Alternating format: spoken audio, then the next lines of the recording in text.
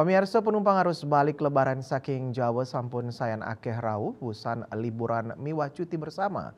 Saking seselah tim liputan kepanggih bus antar kota sane sudurung nyane transit ring terminal tipe A Mengui sampun ngeranjing terminal Ubung untuk ngayahin penumpang saking Jawa nuju Denpasar.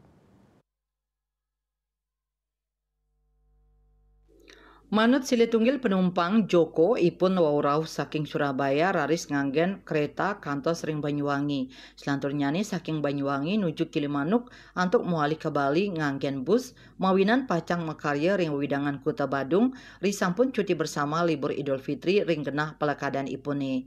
Setelah saking tim liputan kepanggih kuentenan bus medium utawi bus antar kota ngayahin penumpang nuju Denpasar antuk selanturnyane majemput oleh keluarga talur wenten saning lanturang pemargi nganggen ojek utawi transportasi online.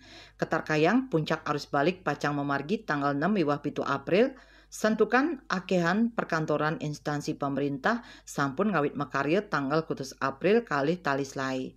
Agus Sudiatmike Bali TV.